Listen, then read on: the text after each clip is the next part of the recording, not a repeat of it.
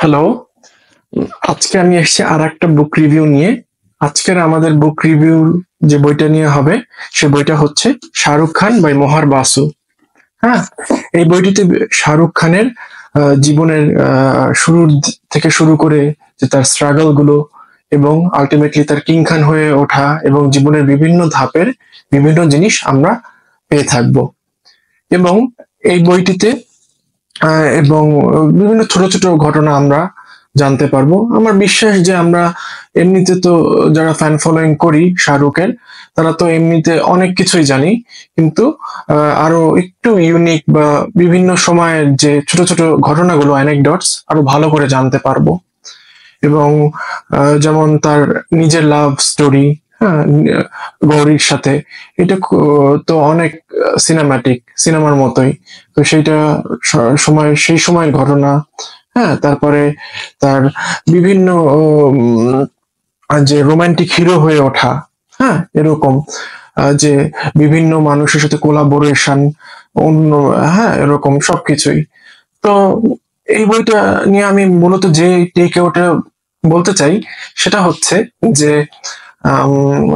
2010-এর পর, মূলত my name is খানের পর শাহরুখ তেমন ভালো সিনেমা দিতে পারছিল না। হ্যাঁ, হ্যাঁ, ফ্যান রাইস, জব হ্যারি মেট সেজল, এগুলো করেছে, কিন্তু সেগুলো মানে ওরকম অডিয়েন্স পছন্দ করছিল না।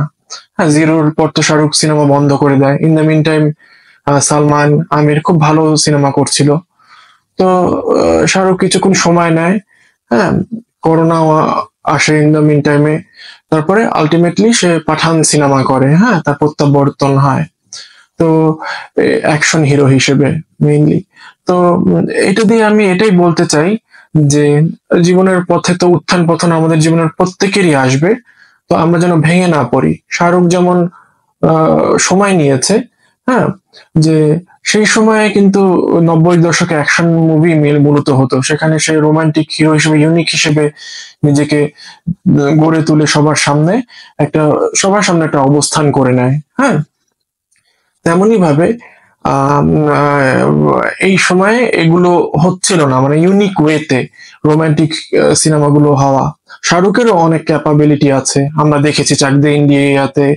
হ্যাঁ, তারপরে স্বদেশে তার মানে ইউনিক যে কিভাবে মানে ভিন্ন ধরনের অ্যাক্টিং সে কত শক্তিশালী, কত সুন্দর করে করতে পারে।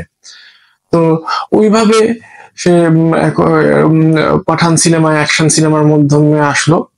তো আমরাও যেন মানে বিভিন্ন বাধা বিপত্তিকে খাপ খাইয়ে নিতে পারি, গড়ে ভেঙে, এবং আবার নতুন করে গড়ে তুলে যেন সামনে এগিয়ে যাই। হ্যাঁ, আগের মতো হয়তো পুরোপুরি হবে না, কিন্তু নিজেকে বদলানোর প্রয়োজন হতে পারে একটু ডিফারেন্ট ওয়েতে। এইটাই আমি মূলত শিক্ষা পেয়েছি, মানে এই বইয়ের মূল টেক অ্যাওয়ে। হ্যাঁ, তারপরে যেমন সাউথের সিনেমার সাথে এক ধরনের কম্পিটিশন তো ছিলই।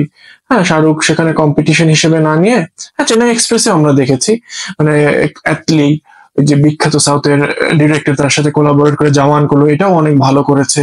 হ্যাঁ, তারপর রাজকুমার হিরানির সাথে ডানকি, হ্যাঁ, একটা সোশ্যাল মেসেজ কমেডি এর মাধ্যমে, হ্যাঁ, সুন্দর করে গড়ে তুলে ধরা হয়েছে। তো সবকিছু মিলিয়ে আমি বলবো যে এই বইটা খুবই এনজয়েবল।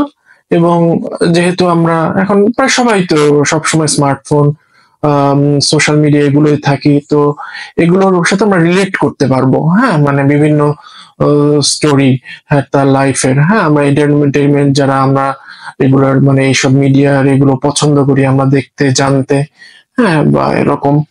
তো এইটাই আজকের বুক রিভিউ, এইটুকুই। তো আশা করি আপনাদের ভালো লেগেছে বুক রিভিউটা। পরবর্তীতে অন্য কোনো বুক রিভিউ নিয়ে আসবো।